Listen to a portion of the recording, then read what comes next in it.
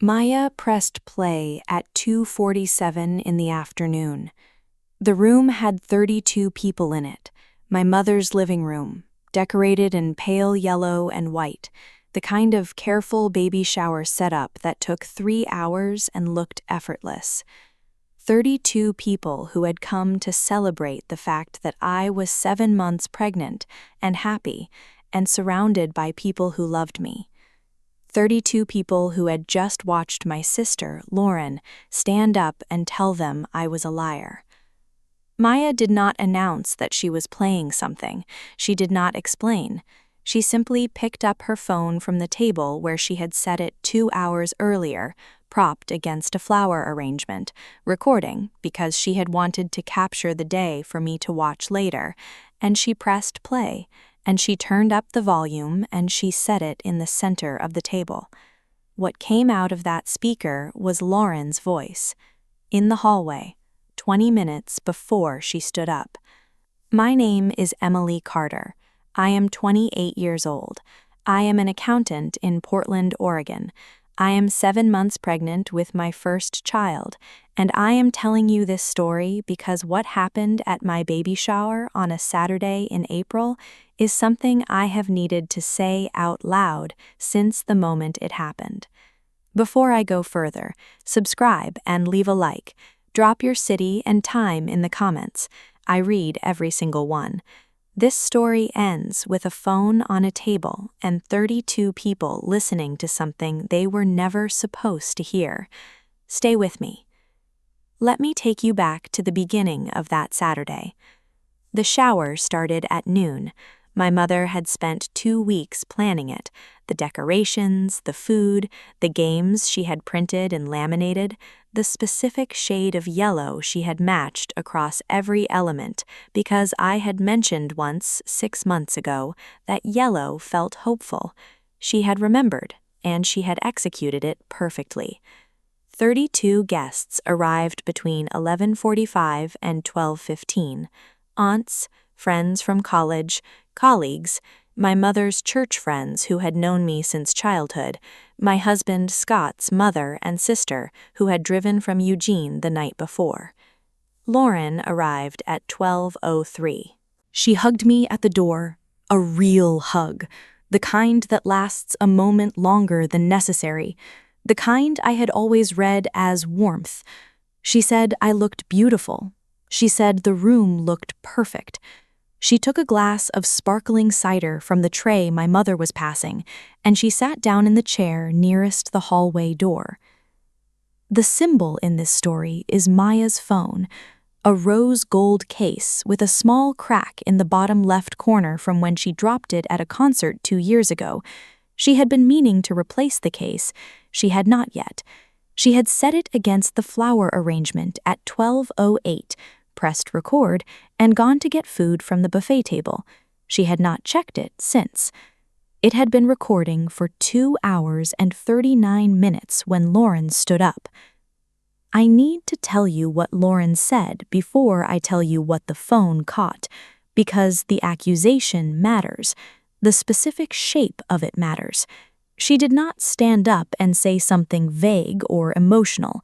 She stood up with the precision of someone who had prepared. She said I had fabricated a story about our childhood, a specific incident from when I was 12, and posted it online in a parenting forum, framing myself as a victim of parental favoritism, and that the story was a lie, and the people in this room deserved to know that the person they were celebrating had built her public identity on invented grievances. 32 people, including my mother, including Scott's mother. I did not stand up. I did not speak. I sat in the chair that had been designated for me, the one with the bow on the back, the one that meant this is the guest of honor, and I looked at my sister, and I felt the specific cold of a person who has just been ambushed in a room full of people they love. Then I looked at Maya. I need to tell you about the online post. 6 weeks before the shower, I had written something in a parenting forum, a closed group, members only, the kind of space people use to process experiences they are not ready to say out loud in their real lives. I had written about growing up as the second daughter in a house where the first daughter's achievements were publicly celebrated, and mine were acknowledged privately when they were acknowledged at all. I had not named my family. I had not named my sister. I had written it the way you write things you are trying to understand, carefully, truthfully, without cruelty. Someone in that forum had screenshotted it. I did not know this until Lauren stood up at my baby shower and told 32 people it was a lie. What I had not known sitting in that yellow decorated room was how Lauren came to see the post. The forum was private. I had not shared it with her. I had not shared it with anyone in my family. Someone had sent it to her, I thought, sitting in that chair. Someone in that group knew her, or she knew someone who knew someone. It doesn't matter right now. What matters is that she's standing in my mother's living room and she has prepared for this. That last part, the preparation, was what I understood in the moment without yet having proof. She had not stood up impulsively. People who stand up impulsively have a different quality of energy. They are reactive, disorganized. Their words come in the wrong order. Lauren's words had come in the right order. She had used the word fabricated. She had referenced the specific incident correctly, which meant she had read the post carefully. She had said the people in this room deserve to know, a phrase that does not arrive naturally, that has to be prepared. She had rehearsed this. I knew it before Maya pressed play. If you have ever sat in a room and known something was planned against you before you had any proof, drop a comment, because that's the specific feeling I'm describing, the cold certainty that arrives before the evidence. Stay with me. Maya was looking at me from across the room. She had not spoken since Lauren stood up. She had not defended me or challenged Lauren or asked anyone to calm down. She had simply reached for her phone, quietly, without announcing anything, and looked at the screen. And then she had looked at me. Her expression was the one she had worn the day in college when she had found my roommate going through my things and had not said a word, just looked at me with that particular steadiness that meant, I have something. Wait. I gave her the smallest nod I could manage. She pressed play. Lauren's voice filled the room. Not the voice from 2 minutes ago, the voice from 20 minutes ago, the hallway voice, the voice that had not known it was being recorded. I just need to say it out loud once so I know I have it right. She posted that we had favoritism in our house, that Mom celebrated me and not her. That's the narrative she's building, and I'm going to tell them today that it's not true. I have the screenshot. I know exactly what I'm saying. I just need to... Yes, I have it. Okay. A pause on the recording. Then Lauren's voice again, quieter. She's not going to see this coming. The room was absolutely silent. Nobody moved for approximately 8 seconds. I know it was 8 seconds because I counted them. The way I count things when I need something to do while my mind is processing something too large to process all at once. 1, 2, 3, the flower arrangement beside Maya's phone. 4, 5, the crack in the bottom left corner of the rose gold case. 6, 7, my mother's face, which I could not fully read from where I was sitting. 8. Then my Aunt Carol made a sound. Not a word, a sound. The specific involuntary sound of a person who had understood something and could not contain the understanding. Lauren had not moved. She was still standing. The glass of sparkling cider was in her hand, which she had picked up before she stood, a detail I had noticed at the time and now understood was another piece of preparation, something to hold, something to do with her hands. The glass was very still. Maya picked up her phone. She stopped the recording. She did not say anything. My mother set down the plate she was holding beside her. She set it down the way she set things down when she was managing something, carefully, without sound, her hands doing something controlled while her face did something else. My mother said, "Lauren." That was all, just the name, but the way she said it, the specific tone of a woman who had just heard her daughter rehearse a public humiliation of her other daughter in a hallway, carried everything that needed to be said. Lauren sat down. She did not speak. She did not explain. She sat down in the chair nearest the hallway door, and she set her sparkling cider glass on the side table, and she looked at the floor. My ally in this story is Maya. Not for pressing play, though that mattered enormously, for what she did immediately after.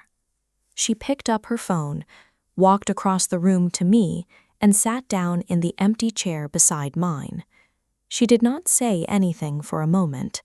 Then she leaned slightly toward me and said very quietly, "I've been recording since I got here.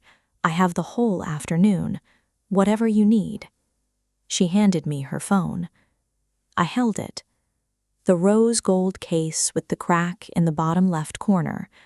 2 hours and 39 minutes of my baby shower, including 20 minutes of a hallway rehearsal that had not known it had an audience. "Thank you," I said. She nodded once and went back to her seat. That subscribe button is right there, because what I said to Lauren and what happened in the car on the way home, I had not planned.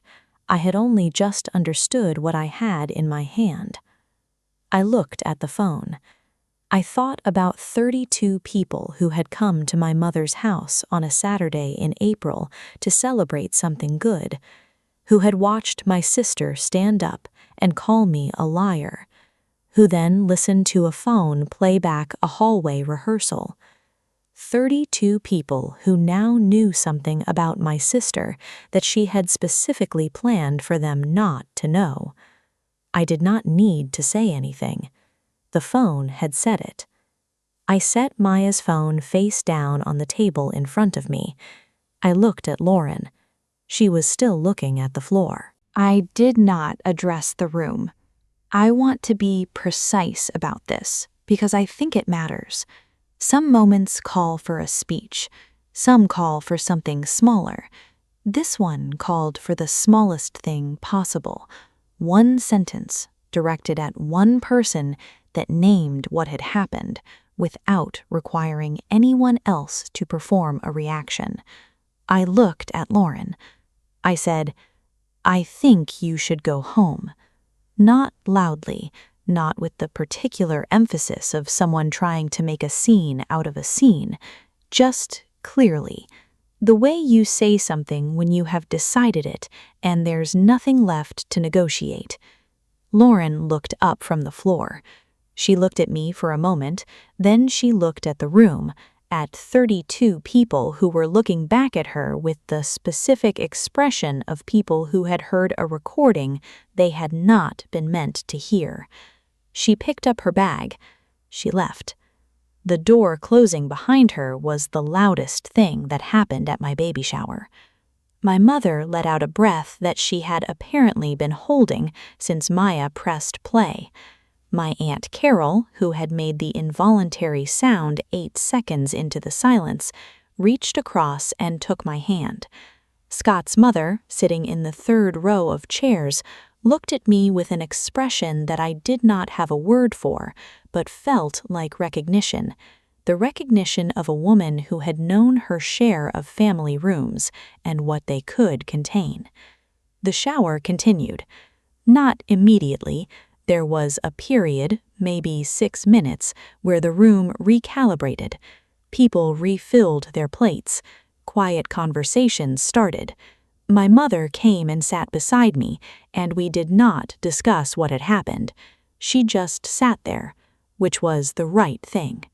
Then someone suggested we play the game with the baby food and the blindfolds, and the room moved toward that, and the afternoon became again approximately what it had been meant to be. Maya's phone finished recording at 4:11 when she stopped it intentionally. 2 hours and 57 minutes of my baby shower, from the flower arrangement angle, including everything. Lauren called me 4 times that evening. I did not answer. She texted once at 11:42.